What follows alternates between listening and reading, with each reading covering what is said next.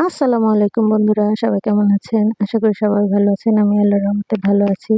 আজকে রান্না করব আমি লোট্টা মাছ। এই যে দেখতে পাচ্ছেন, লোট্টা মাছগুলো কিন্তু বেশ বড় বড় আর মোটা মোটা ছিল। তো লোট্টা মাছগুলো আমি সুন্দর করে কেটে ধুয়ে এইভাবে ছোট ছোট করে টুকরো করে নিয়েছি এবং এই টুকরো এগুলি এখন আমি রান্না করব। এজন্য আমি প্রথমে এগুলি ভালো করে ধুয়ে লবণ দিয়ে পরিষ্কার করে নিয়েছি। এখন একটি পাত্রের মধ্যে আমি তেল, পেঁয়াজ আর কাঁচামরিচ একসাথে দিয়ে সুন্দর করে ভাজা ভাজা করে নেব। ভাজা ভাজা করতে করতে পেঁয়াজটা যখন কাঁচা গন্ধ চলে যাবে, তখন আমি এর মধ্যে দিয়ে দেব আদা বাটা, রসুন বাটা। যেহেতু লোট্টা মাছ একটা সামুদ্রিক মাছ, এজন্য খুব অল্প মশলা দিয়েই আমি আজকে এটা রান্না করব। সুন্দর করে পেঁয়াজের সাথে আবার আদা রসুন বাটাটা ভালো করে ভাজা ভাজা করে নিয়েছি এবং এর মধ্যে দিয়ে দিয়েছি অল্প সামান্য পানি।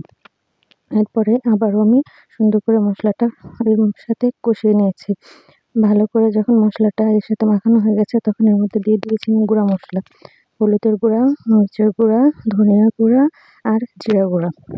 সমুদ্রের মাছ একটুখানি ঝাল ঝাল হলেই বেশ ভালো লাগে। এরপর এর মধ্যে দিয়ে দিয়েছি পরিমাণ মতো লবণ। সুন্দর করে আবার সবগুলি একসাথে তেলের সাথে ভাজা ভাজা করে নিয়েছি এবং মশলাটা যেন ভালো করে কষানো হয়, এজন্য আমি এর মধ্যে দিয়ে দিয়েছি অল্প সামান্য পানি। এই পানি দিয়ে সুন্দর করে আমি মশলাটা কষিয়ে নেব।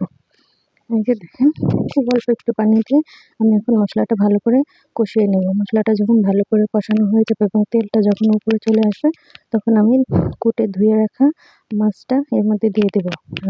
আর এই লোট্টা মাছটা আমি রান্না করেছি আজকে খুব মজাদার একটা মাছ, চিংড়ি মাছ দিয়ে।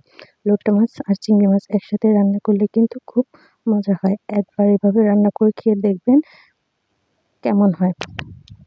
এই যে এখন আমি সবগুলি মাছ একসাথে দিয়ে মশলার সাথে ভালো করে মাখাচাকা করে নেব। যেহেতু লোট্টা মাছটা খুব নরম মাছ, তাই খুব সাবধানে নাড়াচাড়া করতে হবে যাতে ভেঙে না যায়। আর এখানে কষানোর জন্য আমি এক্সট্রা কোনো পানি দেব না। লোট্টা মাছ থেকে বেশ খানিকটা পানি বের হয়। এই দেখেন, এখন আমি এই মাছটা ভালো করে নাড়াচাড়া করে আবার সুন্দর করে ঢাকা দিয়ে দেব।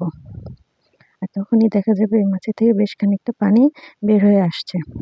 আর এই পানি দিয়ে আমি মাছগুলি ভালো করে কষিয়ে নেব।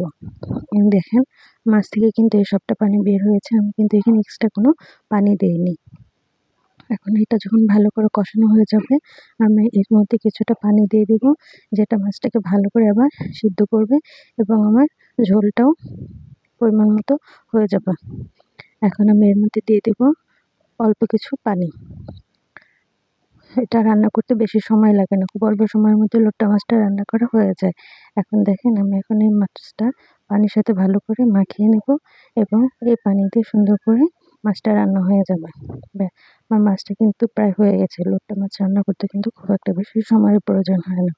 এখন ঝোলটা যখন শুকিয়ে মাখা মাখা হয়ে আসবে, তখনই আমার তরকারিটা হয়ে যাবে আর আমি সুন্দর করে মাছটা নামিয়ে নেব।